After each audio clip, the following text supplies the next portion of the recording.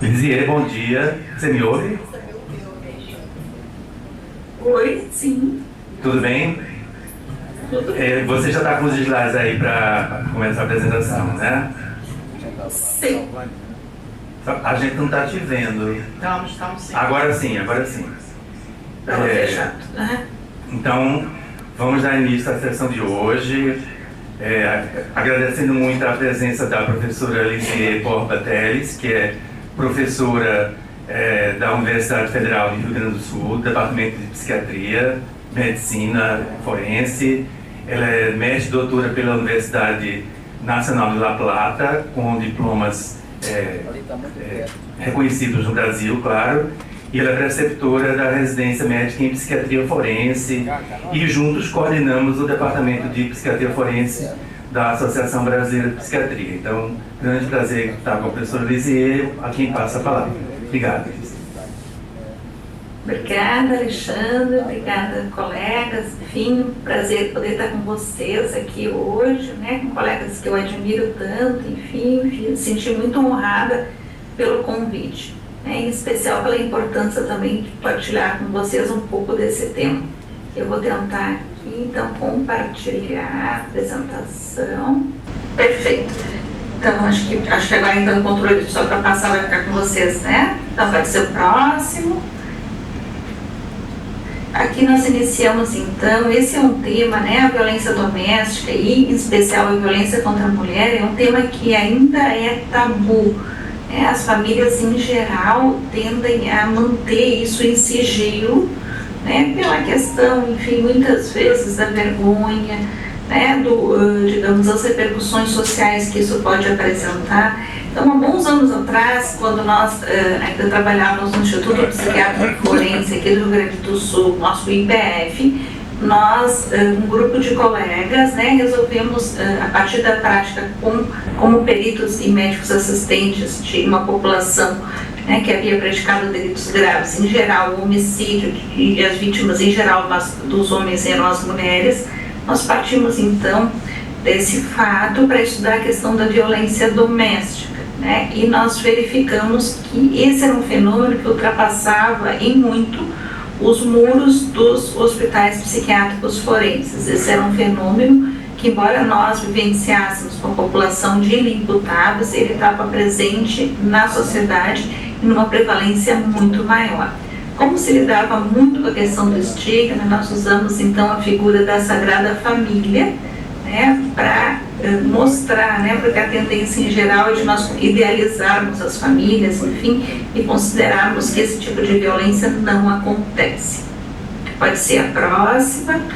Então, eu vou iniciar aqui com um breve conceito da violência doméstica, né, como toda ação ou omissão que vai prejudicar o bem-estar, a integridade física, psicológica, ou a liberdade ou direito ao pleno desenvolvimento de um dos membros da família, e ela pode ser cometida tanto dentro quanto fora de casa por qualquer integrante que esteja em relação de poder.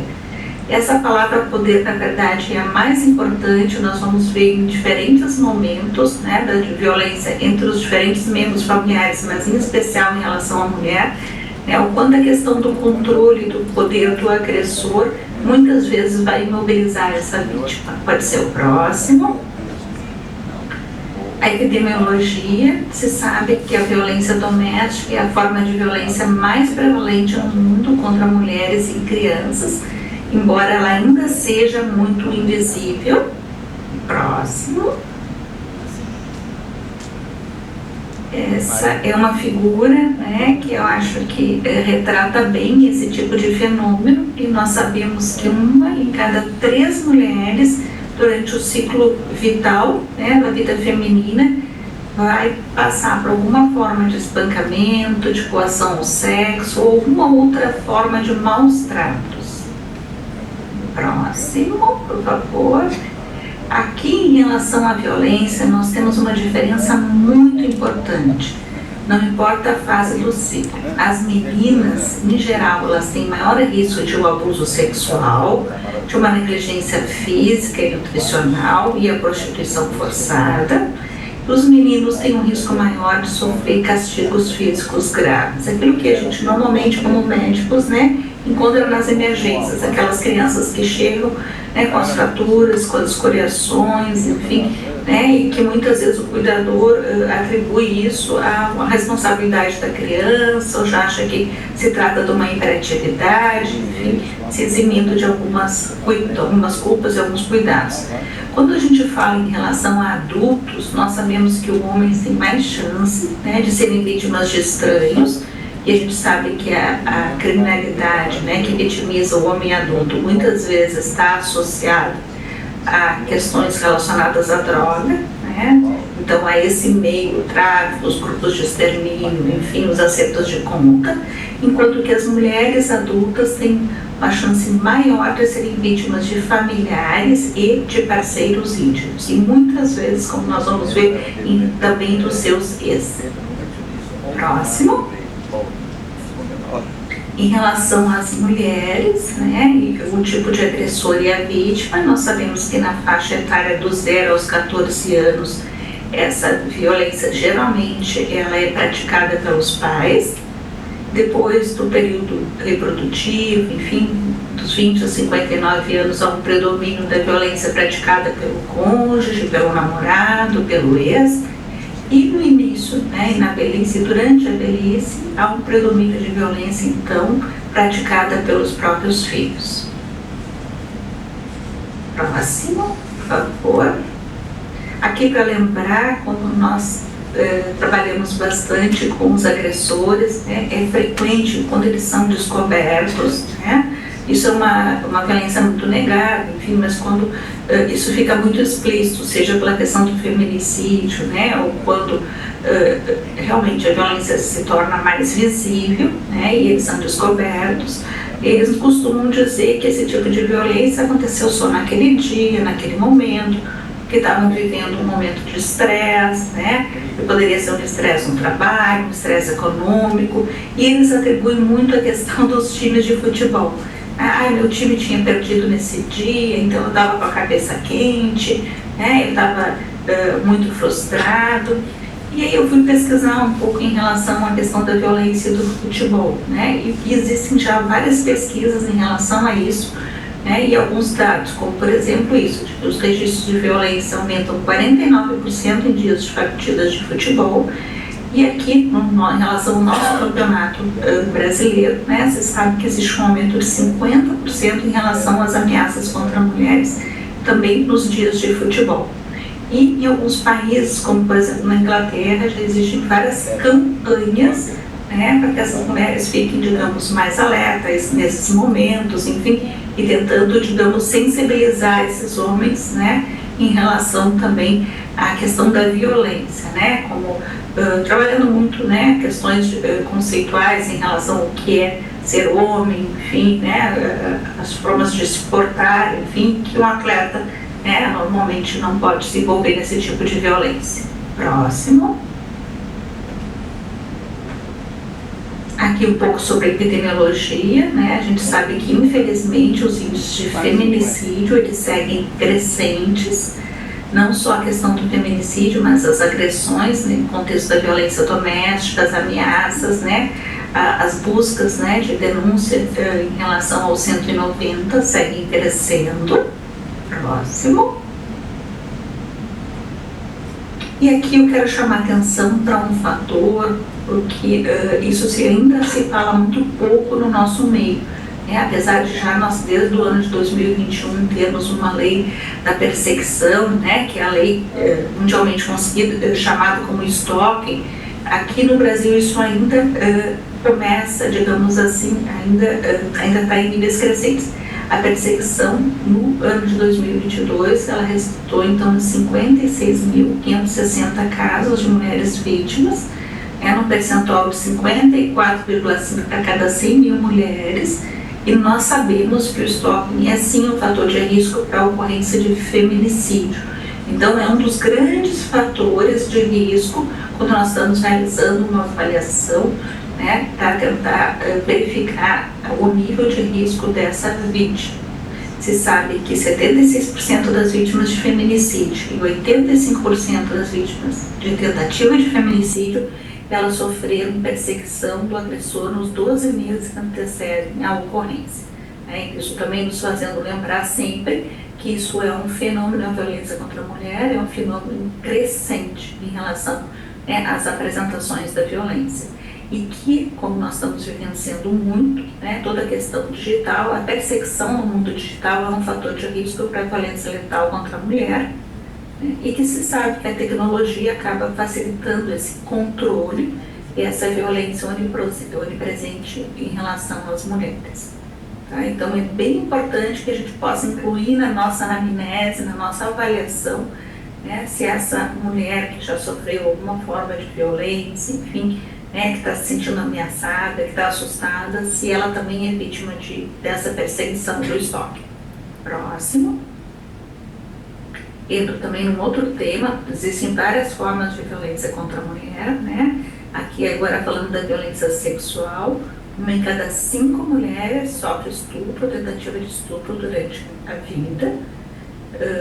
Se sabe que os números seguem crescentes, em 2022 foram 18 mil mulheres, mas o que chama muita atenção atualmente é que o número de estupro de vulneráveis, ele, nesse momento, ele predomina, foram 56.820 vítimas.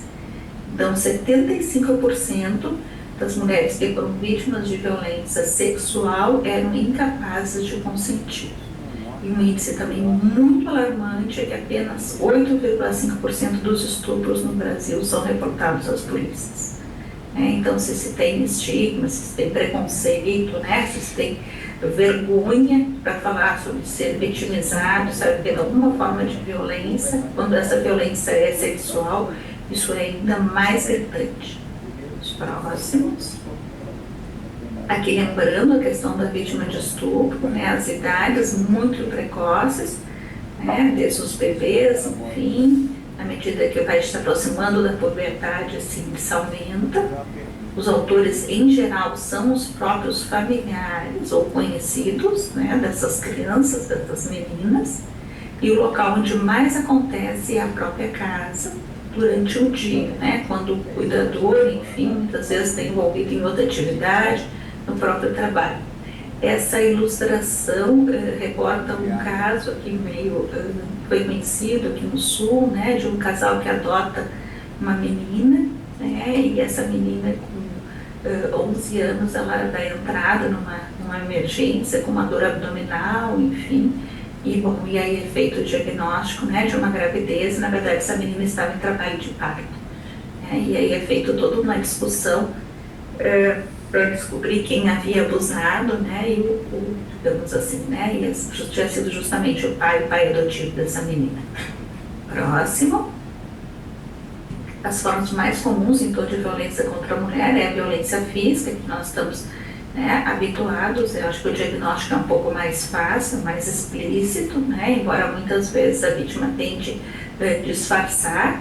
A violência psicológica, que agora já é lei, agora eu vou falar um pouquinho mais também. A violência sexual, nas suas diferentes formas.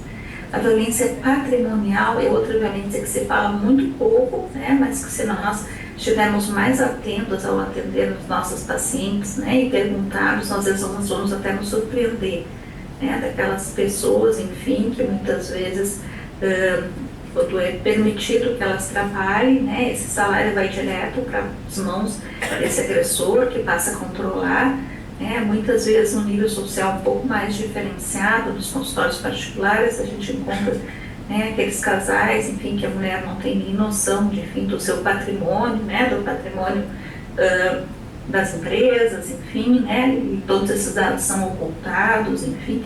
Então, uma série de violência. Depois, na questão do idoso, da mulher idosa, toda a questão também da violência patrimonial, muitos desses idosos são arrinhos de família, e muitas vezes ficam sem próprio o valor básico, muitas vezes para subsistência, para pagar o seu próprio plano de saúde. E uma violência também muito frequente, a questão da difamação, e da calúnia. Próximo, por favor. Aqui é violência psicológica, então vai ser toda ação ou omissão que vai causar danos à autoestima, à identidade, ao desenvolvimento dessa mulher. E nós vemos que os exemplos são muitos, né, na questão da humilhação, do insulto, perseguir, o ameaçar, né, ou produzir medo, né, quanto mais fragilizada essa pessoa estiver, mais fácil ela vai ser de ser manipulada. Próximo. E aí nós vamos ter então a Lei da Violência Psicológica, que é a Lei 14.188 de 2021. E é importante que nós possamos estar atentos a essa lei, porque para muitas vezes a denúncia dela vai bastar um documento simples, né, um atestado, um relatório médico. Isso já pode, digamos, ser digamos, o documento inicial dessa queixa, né, e depois desse processo. O que essa lei nos diz? Que é causar dano emocional à mulher, que a prejudique ou perturbe o seu pleno desenvolvimento, ou vise degradar ou controlar suas ações, os seus comportamentos, as crenças, as decisões, mediante ameaça, mediante constrangimento, humilhação, manipulação, isolamento, chantagem, ridicularização, limitação do direito de ir e vir, ou qualquer outro meio que vai causar prejuízo à saúde psicológica e à autodeterminação. Então a gente vê que é um espectro muito amplo. É importante que essa lei, eu estou falando muito, né, da questão da vitimização feminina, partindo, né, de um membro da família, mas nós sabemos que isso pode ser realizado em outros ambientes e que a lei da violência psicológica, ela também inclui esses tipos de situação, né, situações, por exemplo, como de trabalho, né, onde ocorre esse tipo de violência, também podem ser incluídas nessa lei. Próximo. Aqui um estudo muito interessante, realizado por uma orientanda nossa, a Angelita, né, que mapeou as mortes violentas de mulheres aqui no nosso Instituto Geral de Perícias, do Estado do Rio Grande do Sul, né, e nós verificamos que as mulheres, 80% das mulheres que foram vítimas de feminicídio haviam iniciado um processo de violência psicológica. Então, por isso também a importância de nós estarmos atentos, né, a nível de prevenção, quando a gente investiga a violência psicológica, porque ela normalmente é a ponta de entrada para as próximas violências que virão, e geralmente cada vez um pouco mais graves. Próximo. Aqui algo super importante, nós estamos vivendo aqui um momento muito difícil no Rio Grande do Sul, e isso provavelmente tem relação com vários fatores, mas inclusive com, digamos, as calamidades que nós vivemos nos últimos tempos, né? Mas o que nós temos observado, né? O homicídio dos casais em situação de separação, uma separação bastante, digamos, litigiosa, e o que nós temos visto, né? Que os filhos têm sido vitimizados, né? Em função dessa violência. Então, existe um projeto de lei que busca incluir o que é descrito como uma violência vicária. A violência praticada, então, contra familiares, né, que podem ser os filhos, pode ser algum outro familiar da rede de apoio. E esse é um exemplo muito triste, que aconteceu menos de um mês atrás, né, onde um casal separado, o menino vai passar um dia na casa do pai, né, e ele acaba, então, matando essa criança ao jogar ela de uma ponte, tá? E depois nós tivemos um período de um mês, outros casos, uma situação muito semelhante aqui no Sul, né? E ele faz uma ligação para o familiar dela, então comunicando, dizendo, viu, guria, seja forte, fiz uma loucurinha agora, tá? Aguenta o coração agora, pelo resto da vida, eu atirei, né, disse o nome da criança, abaixo da ponte.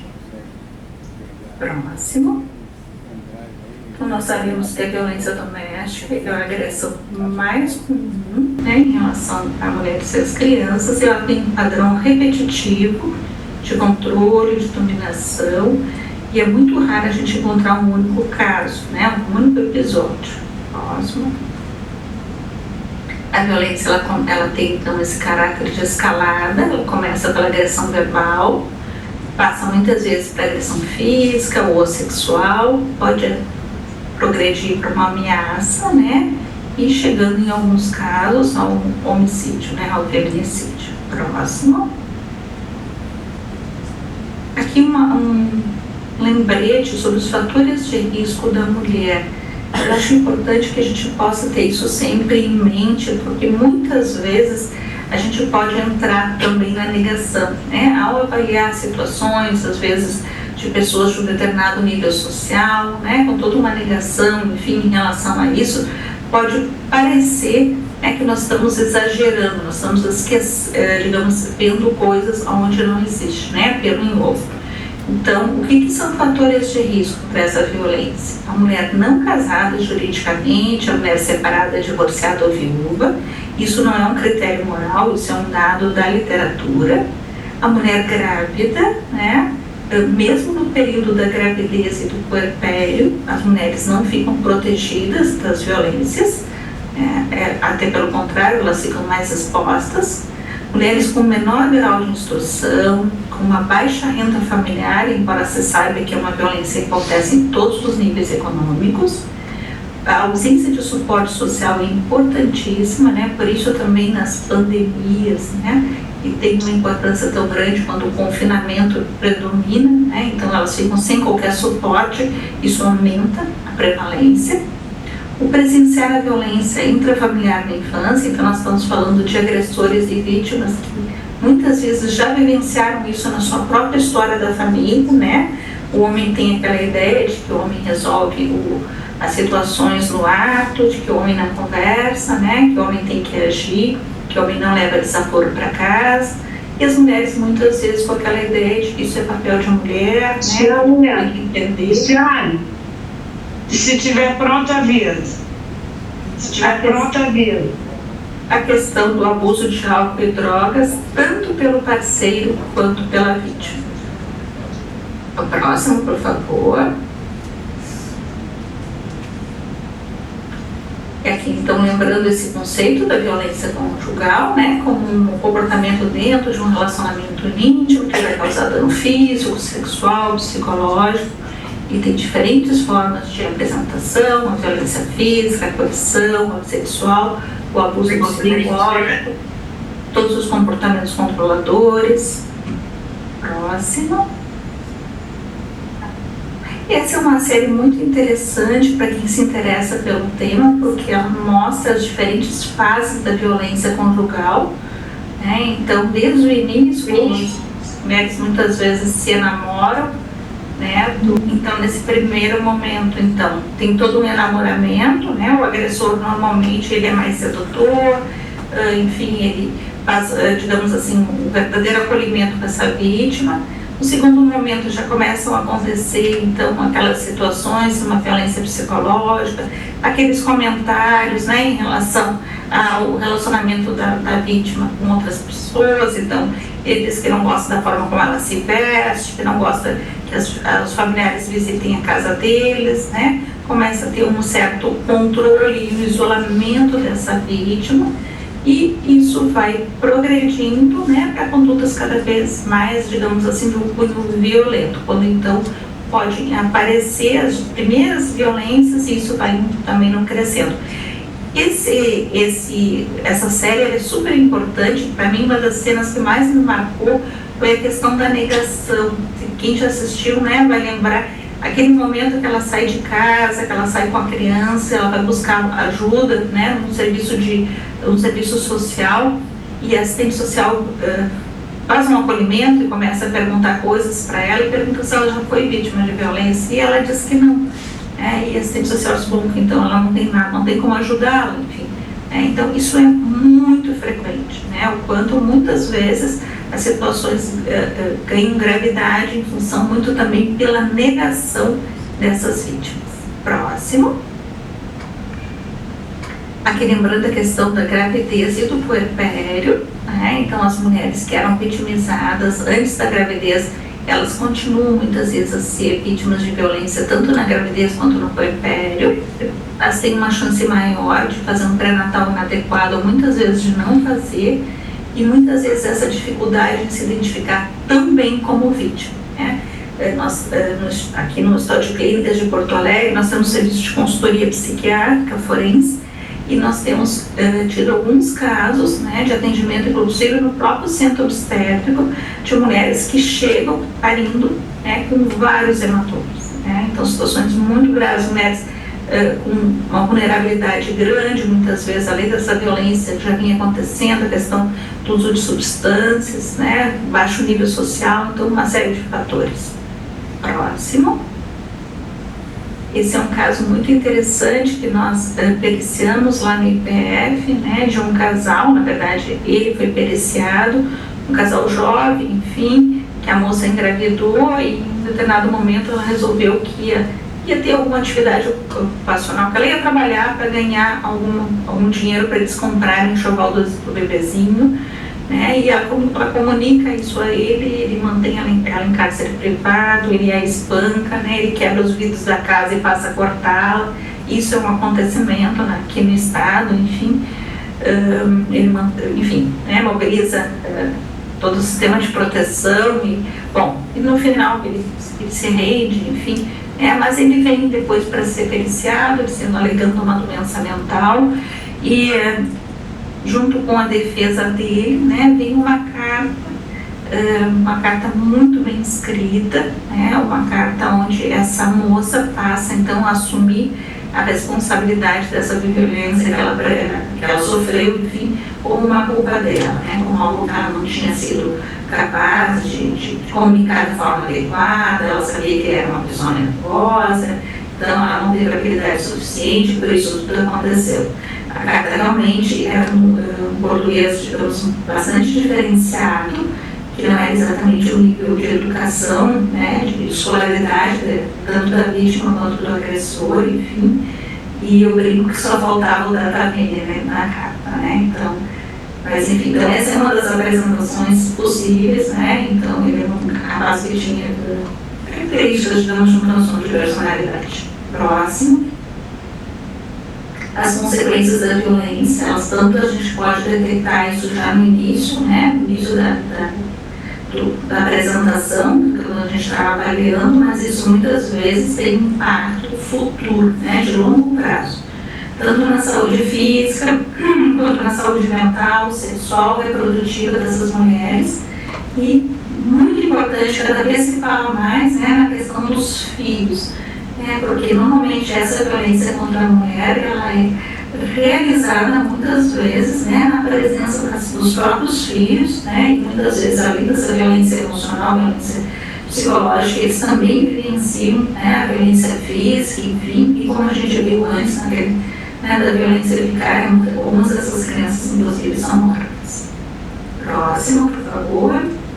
Então, essas crianças muitas vezes, né, podem apresentar traumas, né, vários sintomas da linha ansiosa, da depressão, uma diminuição do seu rendimento escolar, uma baixa autoestima, agressividade e, em alguns casos, até a morte. Próximo. Aqui um item muito importante em relação à violência, né, e os transtornos mentais.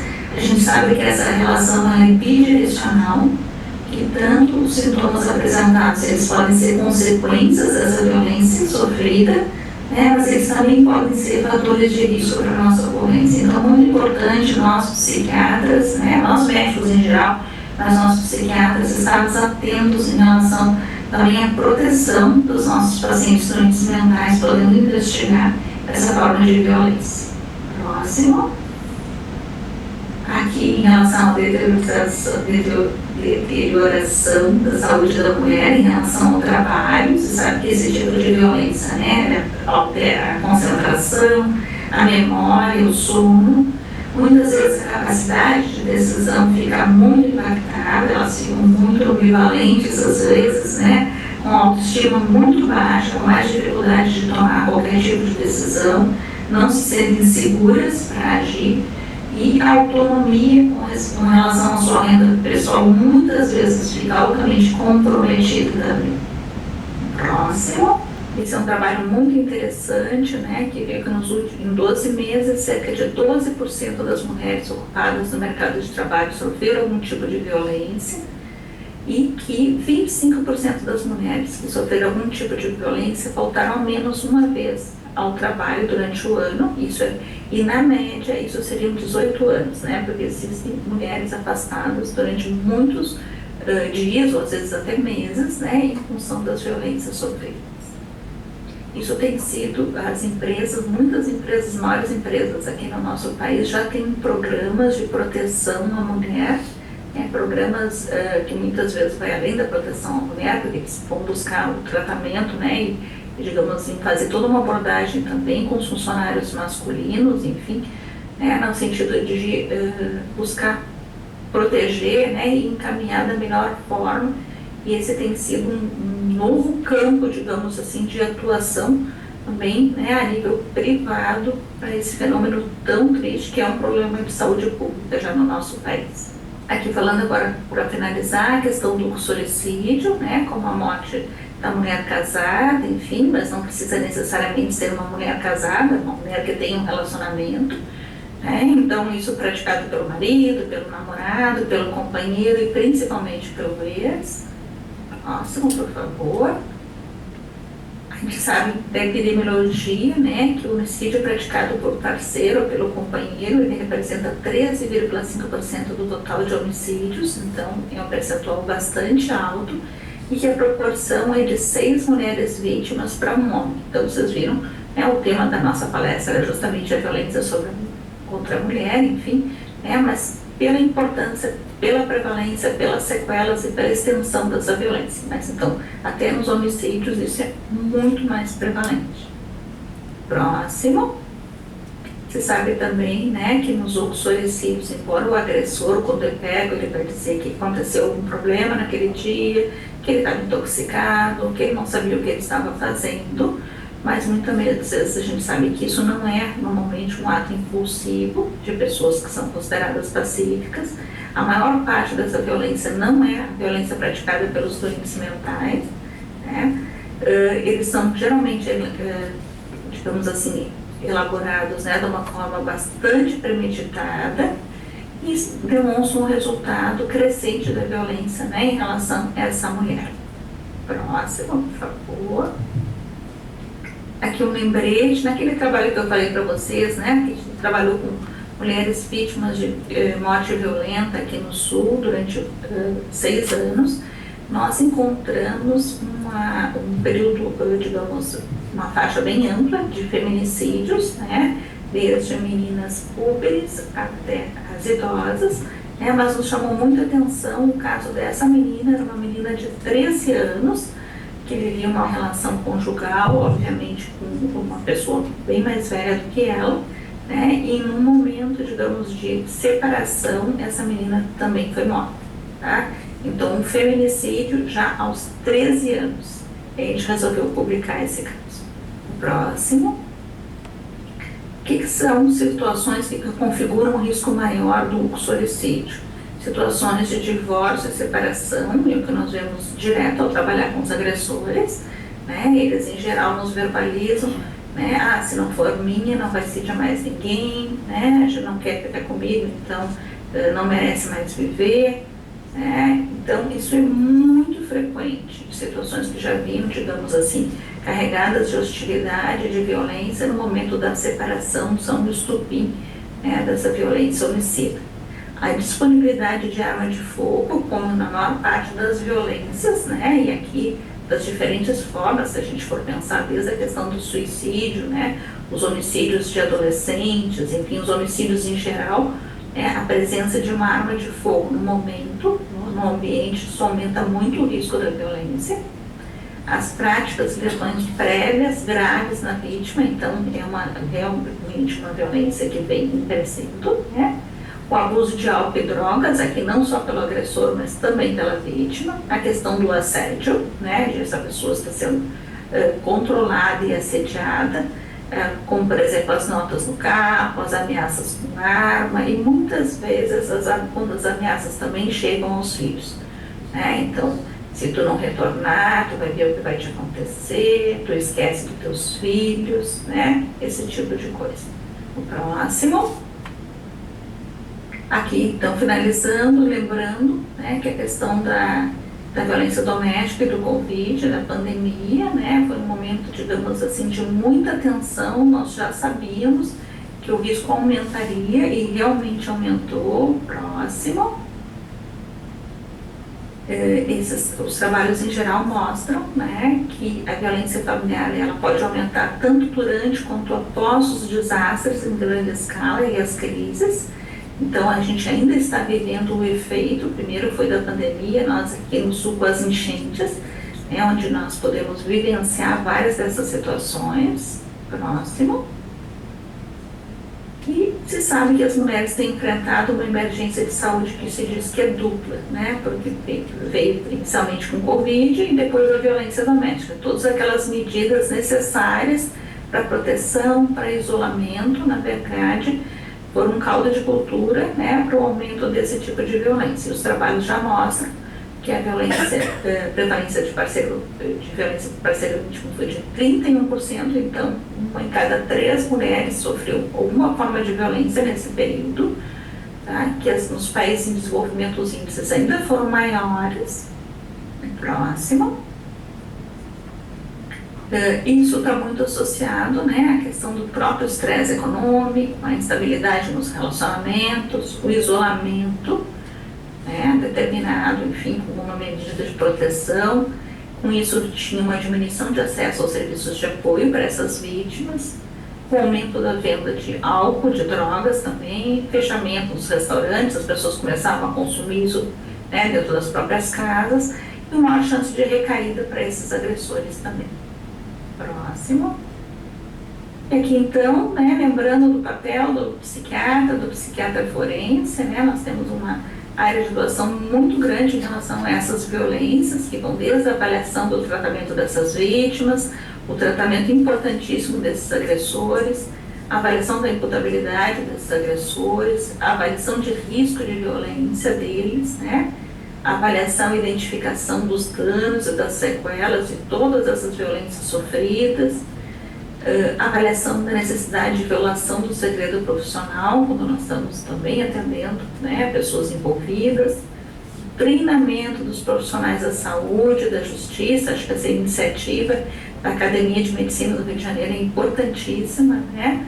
A questão da pesquisa e as ações políticas públicas, né, que vão englobar toda a questão da avaliação e assistência a esses envolvidos. Próximo. Se sabe que a literatura também nos mostra, né, que os programas educacionais sobre violência doméstica, eles podem melhorar não só o conhecimento, mas também a prontidão dos profissionais para responder, né, às experiências frente a essas mulheres. E se sabe que esses programas educacionais, eles precisam ser continuados, assim como o fenômeno é também da violência. Próximo. E aqui então, finalizando, né, com uma situação do Bion lá no século I a.C., né, que os meninos apedrejavam as rãs por uma brincadeira, mas que elas morrem de verdade. O próximo. Meus contatos, eu fico à disposição e mais uma vez agradeço muito a honra de estar aqui com vocês hoje. Muito obrigada. Eu já vou convidando o professor Talvani, o acadêmico Talvani, para ele se juntar a nós na mesa, daqui a pouco fazer seus comentários, né? Mas o feminicídio no Brasil, como a professora Lisier muito bem salientou, é uma coisa muito grave, né? O Brasil está entre os 5 países que mais mulheres são assassinadas, né? E felizmente, entre aspas, veio essa lei que torna o feminicídio um crime mais grave, né? Então, o homicídio comum, a pena de 6 a 20 anos. O feminicídio, a pena em regime fechado de 12 a 30 anos. Né? E o conceito de feminicídio seria o assassinato da mulher em razão de sua condição de mulher, né, por ela ser uma mulher, e dentro do contexto da violência doméstica. Existem fatores agravantes que tornam a pena pior, né, a pena com mais tempo, que seria o assassinato de mulheres antes dos 14 e depois dos 60, durante a gestação ou após os 3 meses de gravidez, e perpetrar esse tipo de crime na presença de ascendentes ou descendentes da vítima, né? No Brasil, os estados, pelo menos que eu tenho lido mais recentemente, em que há mais prática de feminicídio é precisamente as regiões Norte e Nordeste, né? Mas Goiás também aparece lá como um estado em que isso tem acontecido com alguma frequência. Na verdade, acontece no Brasil inteiro. A gente vê noticiário praticamente todos os dias sobre isso, né? Então, esse tipo de palestra proferido pela professora Elisier é muito importante para que a gente, enquanto profissional de saúde, né, continue divulgando isso, enfim, e tentando estimular medidas preventivas governamentais de forma que esse crime tão grave aconteça menos, né? Então, eu tenho a honra de passar a palestra para o nosso acadêmico titular, professor Talvani Moraes, e ele está com a palavra. Obrigado, professor Talvani. Bom, em primeiro lugar, eu quero agradecer o convite da academia, da pessoa da presidente, né? E também dos colegas Alexandre, doutora Selma, que me honraram, né, com esse convite. Realmente o tema é muito instigante e a professora Lisier, já nossa conhecida já muito, ela tem uma qualidade didática muito interessante, que é exatamente tornar acessível o conhecimento do que ela pretende exatamente expor na sua palestra. Como eu disse, o tema é instigante.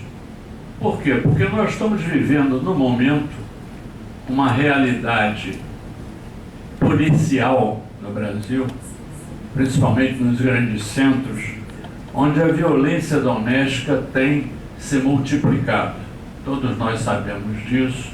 Nós vemos as consequências no noticiário policial cotidiano e vemos nesse cenário terrível a prevalência de malefícios, principalmente contra a mulher e contra as crianças. É importante que se associe também esse aspecto. Quer dizer, as famílias são destruídas por esse fenômeno de ódio. Esse fenômeno foi muito bem colocado pela professora Lisier. Eu gostei muito de ver entre os itens enumerados como causadores desse comportamento detestável da violência doméstica, ela frisou muito bem, e é o que nós temos feito, eu, a professora Cátia, o professor Alexandre, ao longo dos nossos trabalhos, temos repetidos, não é doença mental. É muito importante que o mundo jurídico, inclusive, veja esse aspecto através de nós da academia. Tá? Na realidade, se atribui muito, o leigo atribui muito a esses comportamentos à doença mental. Então, presidente, é preciso deixar claro, pelo menos no meu entendimento, de que não se trata de doentes mentais. Trata-se de pessoas movidas pelo ódio, movidas pela vontade de dominação. E é curioso, eu não quero me alongar, porque obviamente a professora, como nós vimos, esclareceu muito bem esses aspectos, mas eu gostaria de chamar um pouquinho a atenção de todos nós para o lado jurídico, da história jurídica no Brasil. Vejam que curioso. Até 2002, existia um Código Civil no Brasil que foi editado em 1916 e que estava em vigor até 2002. E o que dizia esse código, entre outras coisas? Em relação ao casamento, a mulher era simplesmente semicapaz. A mulher casada era considerada uma pessoa com capacidade diminuída frente ao marido, que era o chefe da família, que era o comandante da família. Vejam a que ponto chega o preconceito traduzido em lei. Quer dizer, nós temos muitos exemplos desses. Então, a mulher, tinha até um colega nosso já falecido, um saudoso amigo, em que ele costumava brincar até com esse tema. Ele era professor de medicina legal, e nesse item ele dizia: parece até que o casamento faz mal à mulher, porque se ela é capaz, enquanto solteira, ela perde metade da sua capacidade ao casar. Então é como se fosse um vaticínio. Casou, perdeu a capacidade. Esse aspecto, isso para mostrar o preconceito contra a mulher, que é o que está embutido na violência doméstica, a meu sentido. É o preconceito exatamente de vitimizar a mulher como objeto do homem, objeto do marido, objeto do companheiro. Então eu queria só terminar, já sei que a presidente tem um tempo determinado, e eu sou conhecido como muito falante, mas eu vou procurar me conter hoje. Então, na realidade, é um assunto que tem que ser visto por todos nós como um assunto muito mais de ordem social e política do que do ponto de vista médico, psiquiátrico. É claro que as consequências são psiquiátricas, mas as causas são de ordem, como a professora Lizia colocou, de ordem social, educacional, de convívio, processo civilizatório. Nós poderíamos resumir. É o processo civilizatório que está mal encaminhado, levando os homens, num grande número deles, a acreditar que a mulher que está a seu lado, que está compartilhando uma união com ele, uma união amorosa, passa a ser objeto desse cidadão. Muito obrigado, presidente. Obrigada, professor Talvani. Talvez porque esteja também inserida essa relação de dominação e opressão em relação ao comportamento. Eu achei interessante um anúncio que saiu recentemente no Globo falando sobre a violência e a misoginia e o crescimento. Uma parceria da UFRJ com o Ministério de Saúde das Mulheres encontrou pelo menos 137 canais no YouTube referente à violência em relação às mulheres e também em relação ao crescimento exponencial de cursos em relação aos agressores, como se deve tratar uma mulher, e esses cursos têm também um fundo com monetização, que representa mais de 3 bilhões. Então é uma situação que, infelizmente, a nossa lei é difícil comprovar, a lei em relação às mídias, né? Muitas vezes o agressor apaga depois, ele violenta e depois ele se omite. Então, é uma situação que a gente tem que ter bastante cuidado em relação à nossa realidade atual, também em relação a esse crescimento exponencial da violência. Obrigada. Bom, então, na realidade, como moderadora de hoje, queria inicialmente parabenizar, né, a nossa palestrante, que é um tema bastante importante, né, e ela é expert nesse assunto. Nosso querido doutor Talvani, nosso Alexandre, nosso presidente Samanta, que fizeram os comentários pertinentes. Uma coisa que é muito importante, eu também que trabalho em emergência, eu vejo muita criança com sofrimento de agressão, de lesões, de estupro, e muitas das vezes, e a gente sabe, né, que eu também sou advogada, trabalho aqui na Comissão dos Direitos das Mulheres, na Comissão das Mulheres, e a gente sabe que a incidência de agressão à mulher é muito alta, né? Tanto que foi criada a Lei Maria da Penha. Nós fizemos, na época, a doutora Célia e a doutora Solange e outras pessoas participaram também da comissão, fizeram uma cartilha da mulher, e nós, do nosso grupo, criamos a comissão. Dentro da comissão, a gente criou a cartilha da mulher médica. Pode passar para mim, Gustavo? Que é uma cartilha da agressão à mulher médica. Porque como o sexo feminino ele está mais vulnerável, essa cartilha está disponível no site do CREMERGE. E agradecer mais uma vez o CREMERGE, né, por ceder esse local, que aqui é a Casa do Médico, onde nós estamos realizando a nossa reunião científica da Academia de Medicina do Rio de Janeiro, e criamos um canal médico para as médicas que sofrem agressão.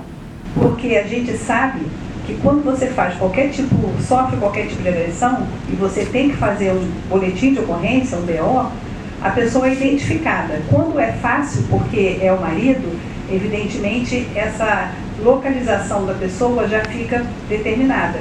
Agora, às vezes, é dentro do hospital, porque eles acham que a mulher é mais vulnerável, e aí agridem, quebram janelas, quebram a UPA, e a pessoa, às vezes, pode ser até um assédio sexual, pode ser um assédio moral, ou mesmo uma agressão, e as pessoas ficam com medo de colocar a sua identificação, porque pela nossa legislação, todo mundo tem o direito de saber quem o está acusando. E aí tem o seu nome, o seu endereço e a sua localização. Então a pessoa já fica mais vulnerável.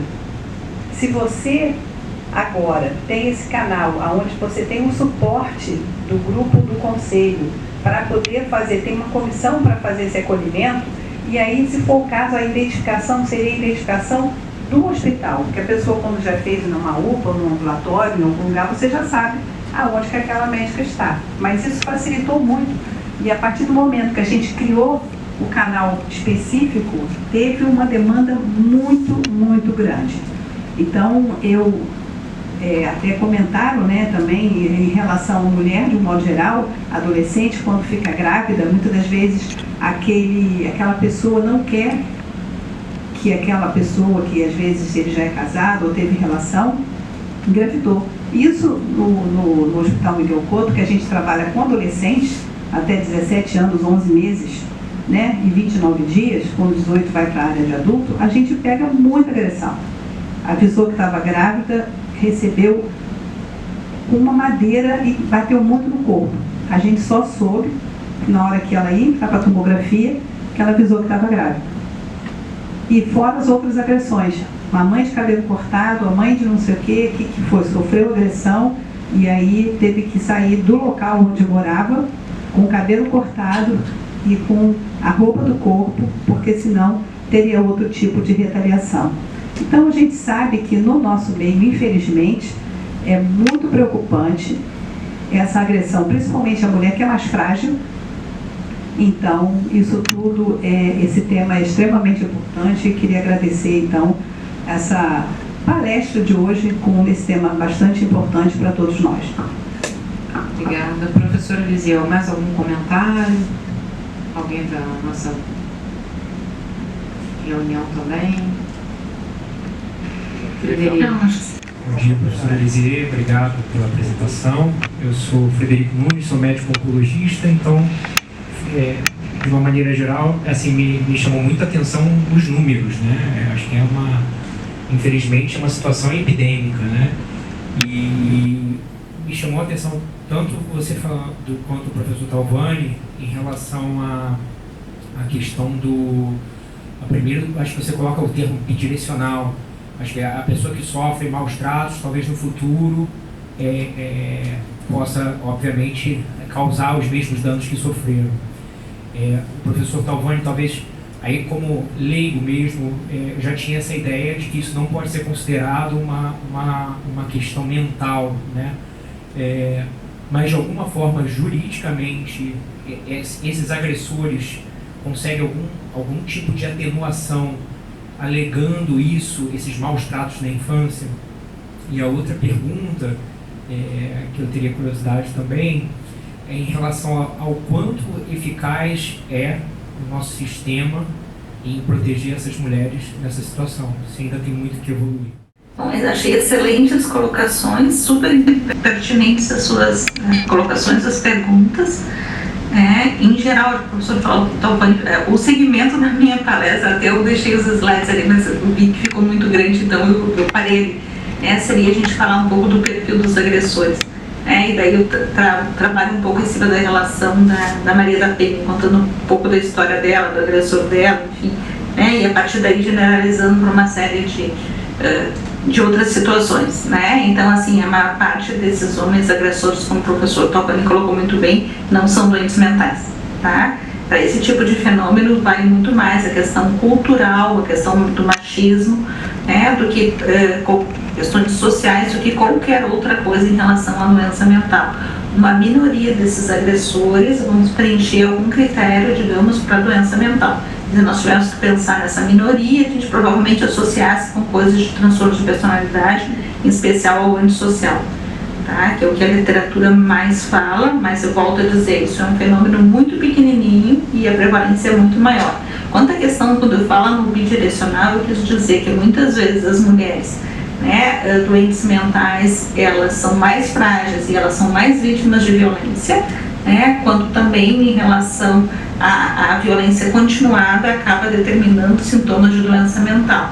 Tá? Mas aquela ideia de que muitas vezes até é usada para psicopatia, né, para o antissocial, enfim, de que são pessoas que vivenciaram uma violência muito grave, então por isso se tornaram agressores, não em geral, não digamos assim, encontra uma correspondência aqui. Tá? Nos outros já é bem discutível, mas aqui não. O que a gente encontra muito mais são as questões culturais, não necessariamente de ter presenciado, enfim, situações de violência, enfim, em relação ao meio, né, a forma como as mulheres eram tratadas, enfim, essa questão cultural, o que é ser homem, né, do que necessariamente terem sido vítimas de violência e depois, a partir daí, né, tenham reproduzido isso. E a segunda questão, acho que eu esqueci. Quão eficaz é o Tinha sistema? uma outra colocação. Quão eficaz é o acho. sistema? Quão eficaz é o sistema? Para diminuir essa questão. Sim, infelizmente, essa prevalência é altíssima e eu acho que nós estamos ainda engatinhando. Aqui tem toda uma discussão em relação à tornozeleira eletrônica, né, um sistema de vigilância que está sendo feito aqui no Sul, mas a gente tem visto que isso não tem funcionado, né, e que a gente está trabalhando talvez de uma forma na repressão, do fazer cumprir a lei, das modificações da lei. O professor Tolvani trouxe bem a questão da Lei Maria da Penha, depois o Alexandre falou um pouco da lei do feminicídio, né? Essas novas situações que vão entrando na Lei Maria da Penha também, né? Que acabam indo para a lei, e acho que isso tudo é um passo, né? Mas acho que a gente ainda tem muito a trabalhar na formação, na educação, e principalmente uma atenção maior a aos homens, né? Enfim, aos agressores, enfim. Tem a própria Lei Maria da Penha, né, propõe um grupo reflexivo para os agressores, enfim, não os feminicidas, os agressores em geral, enfim. Então se está vendo uma importância muito grande da gente dar uma atenção, né, para esses fatores do ponto de vista, e eu digo a gente, nós, equipe de saúde, mas eu digo nós, sociedade. Tá? Porque como é um fenômeno social, é importante que, né, isso, a consequência acaba sendo médica, mas digamos assim, as causas são múltiplas e eu acho que a gente precisa trabalhar, né, a nível macro, enfim, a nível de Estado, com políticas bem estabelecidas, né, junto com a academia em relação a isso. Eu diria que a gente está muito no início, tá? Ainda estamos engatinhando, temos alguma resposta, mas os índices seguem muito altos. Eu só queria parabenizar, então, o Cremeros ali, né, o Cremeros, desculpa, em relação à cartilha, achei muito interessante, não conhecia uma cartilha igual, e quando eu falo, quando eu apresento em diferentes momentos isso, para médicos também, o primeiro slide eu conto a história da Maria, então eu conto a história de uma médica, enfim, que sofre violência, porque o índice é muito alto e a negação, infelizmente, é igual às outras situações, né? As colegas que vivenciam esse tipo de violência, muitas vezes isso também tem uma evolução longa, né? O mesmo medo de fazer a denúncia, digamos assim, sentimentos às vezes de ambivalência, né? A vergonha por estar sendo vítima disso. Algumas chegam a dizer, imagina se eu vou lá e encontro as minhas pacientes, como é que eu vou denunciar? Isso muitas vezes se perpetua e às vezes elas só vão romper, digamos, ter coragem de buscar uma ajuda quando elas já têm um quadro, uma doença psiquiátrica, já estão deprimidas, já estão fazendo uso de álcool, alguma coisa desse tipo. Ou quando essa violência atinge os filhos, aí normalmente elas conseguem. Então isso é uma realidade. A gente não tem ainda estudo no Brasil da prevalência desse fenômeno entre as médicas, né? Acho que seria um bom campo de pesquisa aí, mas eu posso, pela minha vivência, eu tenho visto, infelizmente, que o número não é pequeno também, assim como em relação, né, às mulheres em geral. Mais alguma pergunta? Muito obrigada, professora Lisier, pela sua brilhante apresentação, estar conosco nessa manhã. Gostaria de agradecer também nosso rico debate com o professor Tolvani, professora Selma, professor Alexandre, estarmos juntos aqui. Pediria aos senhores para não saírem, para a gente terminar a nossa votação. Muito obrigada.